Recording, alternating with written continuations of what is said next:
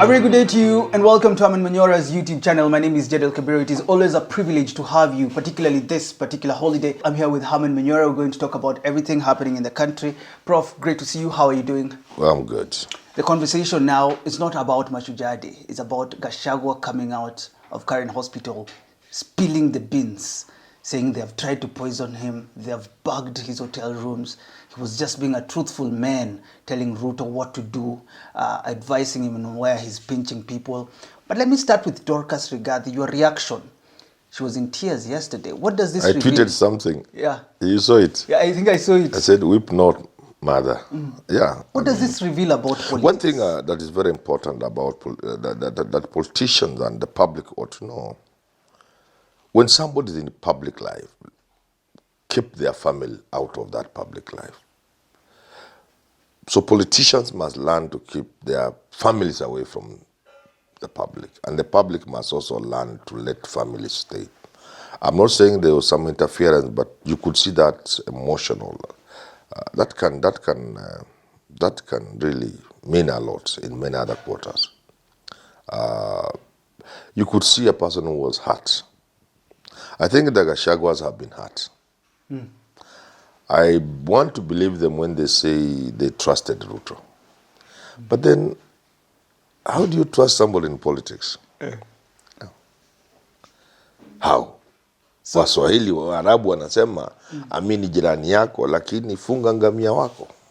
You trust somebody, but always leave room for some little doubt. That is politics. How if? The how if factor in politics is very, very important. So I'm really baffled to be led to conclude that actually Gachagua trusted Ruto to that extent. You can't do that in politics. He says he didn't know that Ruto I've heard vicious. Nani also, unless this is fake, Linturi, the same. Yes, they say, how did we trust this guy like this? Not that he's a bad man.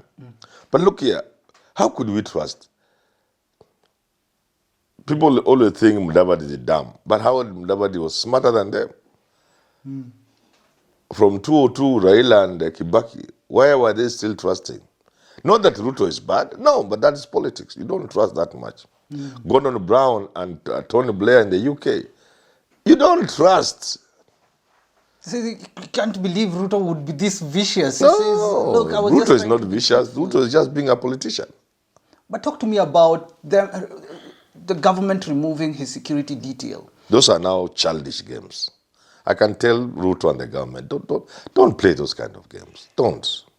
Don't. No. So In fact, somebody's security is not a privilege. Ruto and the government are not doing Gachagua a privilege. That security is for Kenyans. If something happens to Gachagua, you can land the country into trouble. That's why we secure Ruto. That's how we secure certain individuals. Not because we love them. No. If it was love, we could not give Ruto all the security he has. Maybe we don't love him that much. Why do you think Gachagua had His to tell security is Kenyans? our security. Why do you think Gachagua had to tell Kenyans? Because he made that message clear to Kenyans that I do not have security. It's okay, but it's bad. But they're also giving him the card, the victim card, the sympathy card. So Ruto is handing it to Gachagua, the way Uhuru handed it to Ruto. So even from a political point of view, Ruto loses on that front.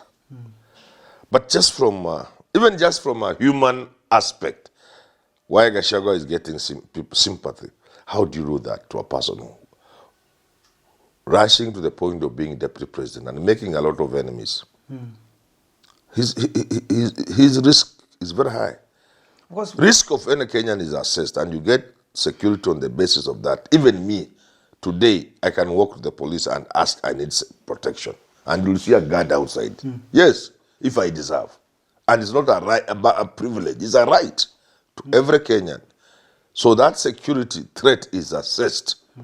Now, the moment you rise to the position of deputy president, the security threat is very high, extremely high. Higher than that of a judge, just lower than that of a president. The moment you become president, your security threat is extremely high. Red, uko. Gachagua is the same. So you cannot remove his security. Do you think he becomes too vulnerable? Do you think government was justified post Gachagua? It has even happened to judges. You get a judge and withdraw security. A judge makes enemy every day of every hour of the day, every day of the week, every month of the year. They are not making enemies because they don't like people in the course of their duty. Do you think They sentence people to death. Yeah. To death. They pass judgment over people who owe other billions. And sometimes the other party gets away with billions that belong to another party. Not because they ought to have those billions, because their counsel didn't present the case well. The judge is left with no option but to let this guy go with somebody's billion. So how many enemies does a judge make? Then you see, one day you hear, and it has happened in this country, the security of a judge has been withdrawn. We must stop these childish games. Those are childish games. What does government hope to achieve? They have sent his staff on compulsory leave despite our... The government then exposes itself. These politicians, all the way from the president down to the smallest of them, they require advisors. They don't have advisors. They can't stand advisors. So they get cheerleaders and call them advisors. You need somebody like Manyora who will tell you, no, this is good. Now people know how many busybodies are employed in the office of the deputy president. 108. What do they do there? From almost one constituency, not just a tribe, from one village.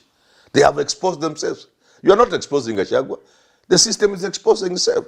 Kenyans are wondering, you told us you had no money. Then in the office of the deputy, all these busybodies, what were they doing there? So you think you are attacking Gachagua, but you are exposing yourself. The government has exposed, Ruto has exposed himself. Everybody is asking, what were all these people doing in Gachagua's office? These are busybodies. And some of them, we know them. The titles they are having, Job Group S, Job Group T in government is what people work, people who are educated, professionals, highly trained. They work for years dreaming to get to Job Group T or S. Then some joker just come from the street and make job. You don't see. So they are exposing themselves. And it's really bad for them. They need advisors. I want to continue urging leadership in this country, politicians, please consider having advisors. Not rewarding people around you. You consider having advisors. Because many of the problems Kina Ruto, Kina Uhuru, Raila got, they didn't have advisors. 108 busybodies employed by a government that told us from day one at Kasarani they have inherited, they are getting a government with completely zero. Then they proceed and they are from one village. I don't forget about that. Is unfair. The government will pay them badly if they go to court, because fair administrative action has not been observed. You can't just wake up one day and tell the man go away. He knew he had 5 years. Then you just wake up, kwanza usiku. Usiku, namwambia go home. Ako na watoto shule, amejipanga na rent, amechukua ka mortgage ya kitu ya miaka 5 ka loan. Then you just, because this is constructive dismissal, it's called constructive dismissal. Automatically what follows will be dismissal. Because they are 10 years more or less tied to Gachagua's. But when such things happen, you have to look at it in a manner that while they may not continue to serve the new deputy president, they have commitments like human beings. You open up spaces for them in other sections, the public service. That's how it happens. Because that's fair administrative action. That's being humane. That's being understanding that these people knew they were here for at very least 5 years. They have taken loans. They have taken children to certain types of schools. They have taken houses where they pay certain rents, certain amount of rent. I'm telling you, some of them were just, what do you call them? These are just hustlers. And people, they find themselves... Some of the people who were buying mandazi na chai juzi, all of a sudden Job Group T. And before we even talk about the secret tapes and poison, talk to me about Gachagua revealing that he was the one advising the president not to take certain actions. And I want to understand it from a point of principal assistant. Does a principal assistant have say in matters policy that the president comes up with? Because he says, I'm facing all this because I was telling the president, asibomoe nyumba za watu, and so on and so on. You know, first of all, Gachagua is a politician. You can choose to believe him or not believe him. This is what all anybody in this place. If you fire a house girl, if you go to your village, Ujafika huko, go to your village and get a girl to come and work for you in Nairobi. Then she begins to steal and bring small boys to your house. Then you tell her to go back home. You know what she'll say? The woman of the house thought I was sleeping with a man. These are standard excuses. So. However, for Gachagua, there are aspects that could be true. Gachagua really spoke for his people. So kitu kama kubomoa, kitu kama matatu. Those are things that affect the mountain people. And Gachagua was strong on defending the mountain people. Whether he loved them or not is another story. You get it? So, but other things, he's also hard supporting them. There are platforms, there are videos going around, but you supported this. What are you saying now? Again, that can be explained. That in a private, you can tell the president, please. But as a deputy president, you are forced to support his policies outside. So these are mixed. You cannot be sure whether really indeed he told him, whether he believed in those things or not. That's not something you can be sure. Do you think this is failure on Gachagua's part to be a yes man? And would you say this is how Kindiki should act when it comes to... That's why Kindiki is the right person to be deputy president. I support Kindiki, let him be deputy president, because Kindiki is a yes man. Gachagua yesterday called him what? Control freak. Yeah. Yeah. Can you imagine? Yeah. That's what Ruto is looking for. And that's what a deputy president should be. A vice president, a deputy governor is a person with no eyes, no nose, you don't smell anything, you don't taste, you don't hear, and you don't think.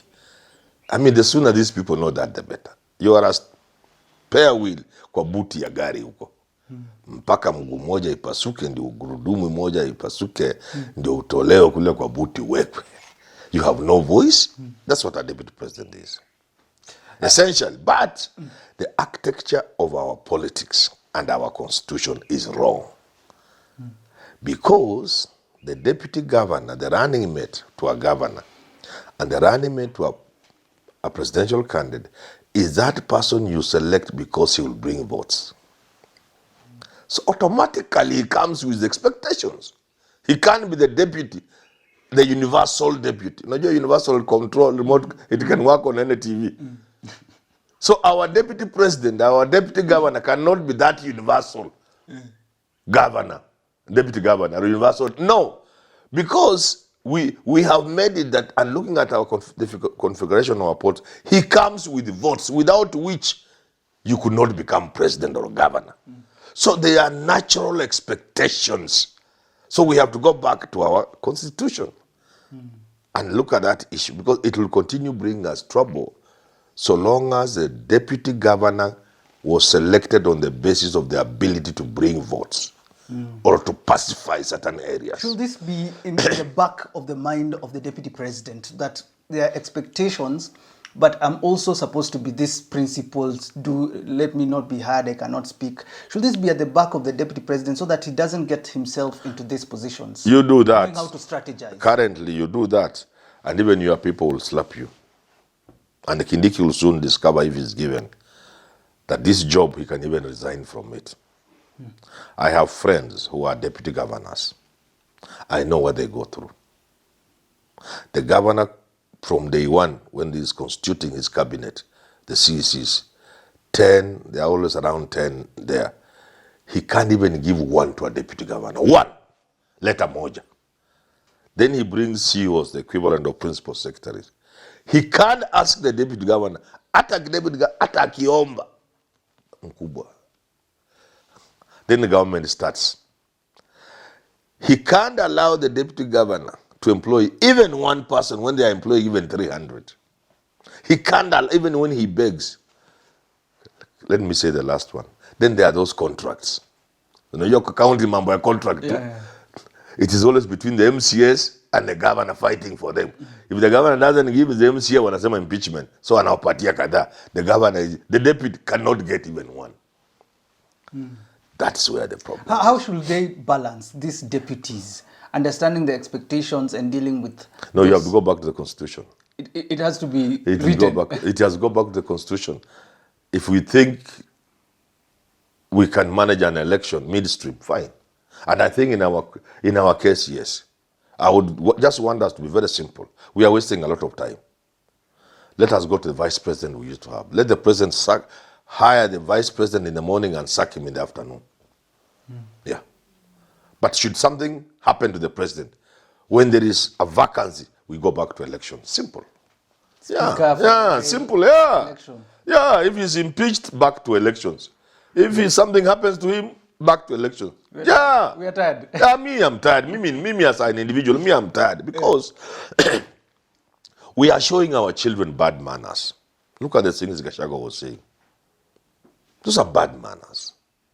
People are now asking, how can Ruto do this to his deputy? But they don't understand why Ruto is doing it. Maybe Ruto has his reasons why he's doing it. Gachagua is now speaking. Ruto may decide to speak. Yeah, he hasn't. So that will be childish, bad manners. When two lovers part, don't say about the other person. No. If you are married to somebody and you divorce, don't go to the bedroom and say in the bedroom, alikuwa. No. You go to your new life. Let them go to their new life. Those are no-go zones. So what the difference is between the deputy and the president should not come up in the open. Let's just know they have differed. Wacha ikae hapo. Wacha ifike tu hapo. Unaona Uhuru anasema makanga, ukiangalia kidogo, yeye ameng'oa kiti, ametupa, ukiangalia. But this is getting too personal. Look at that lady's crying. How many people are being moved? Somebody called me from China, and it's not even calling, he texted me, so I have the evidence. And say, hey, Manyora, there are things you said about this politician, and then you are right. Because of that woman, she moved people. Crying, opening the door. And politicians can act. You leave big vehicles at home and come with a small vehicle. And then your wife is opening for you. Don't you think it is touching people?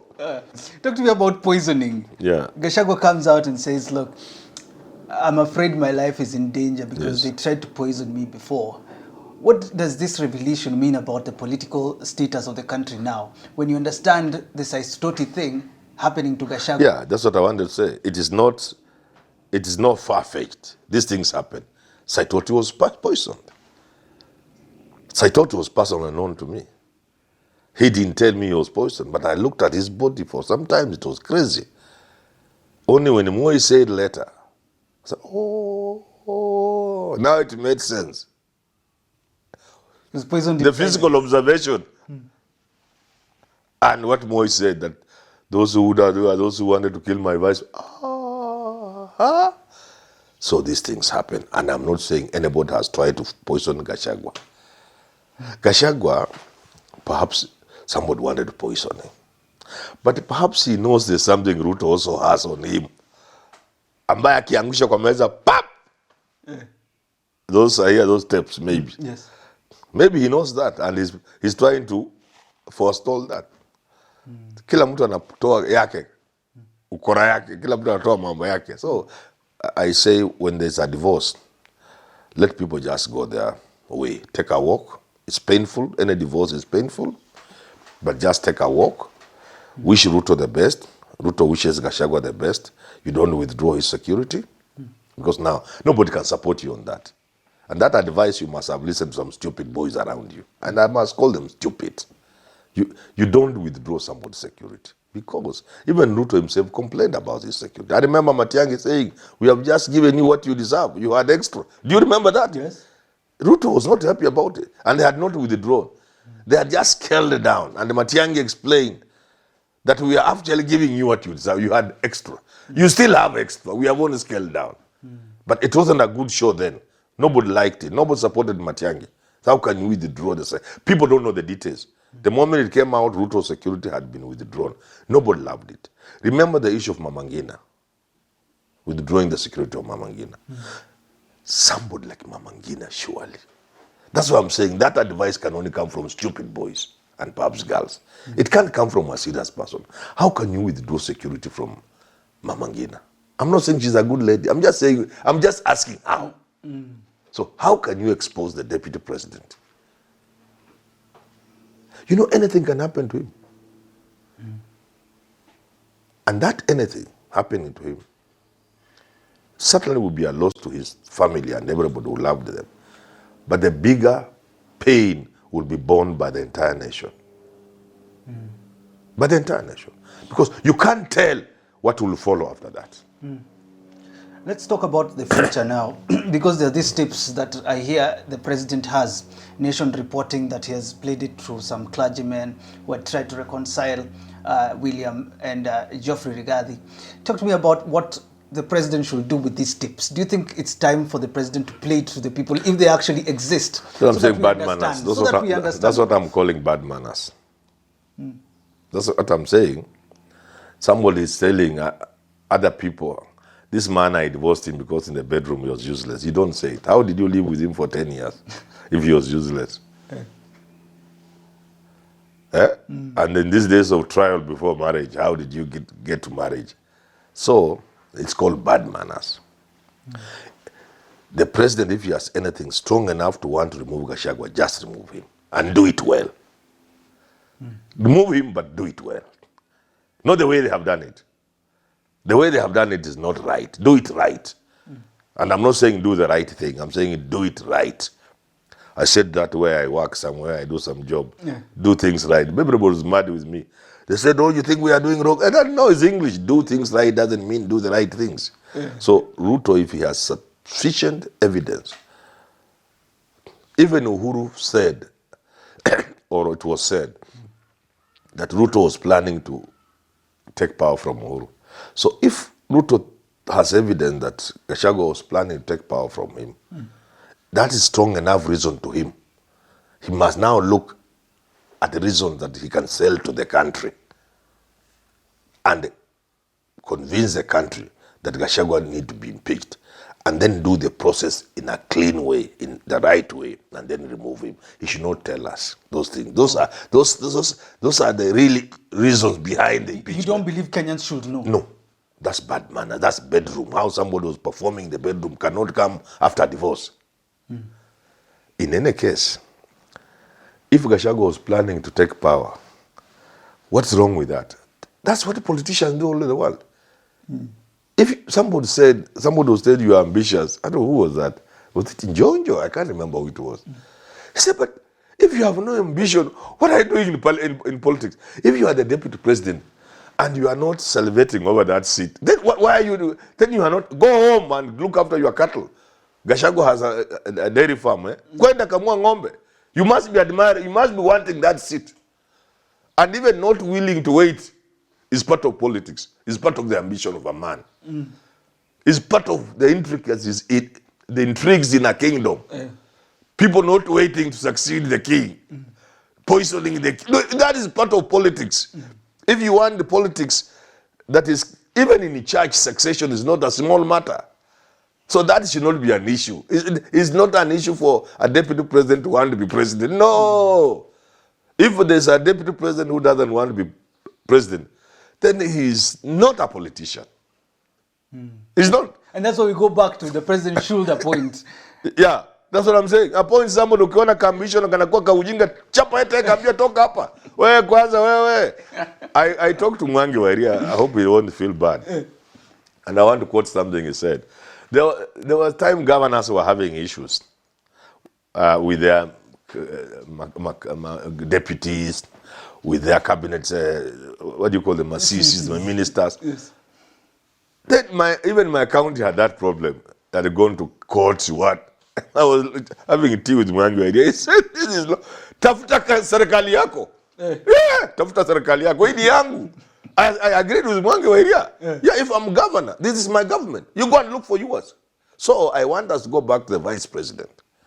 The moment you realize this guy is becoming too ambitious, he wants to inherit you before you die, kick him out of your compound. And tafuta mtu mwingine vice president. Something interesting Gachagua said is that Kindiki might be given a sign, he might give a resignation. Sign hapa.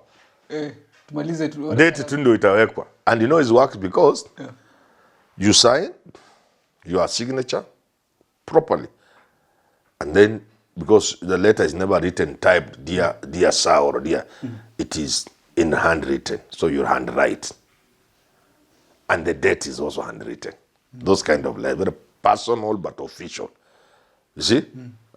So the date will be, they will get a handwriting expert who will now just put the date. But the signature is yours. It can go to FBI. They'll say, yeah, kweli kabisa. Well, we gotta wrap it up. That has been a conversation about Gachagua's revelations yesterday. Was he justified? Was he right to come and spill the dirty linen in public? But now, here we are. Thanks for tuning in. Have yourself a lovely rest of your day.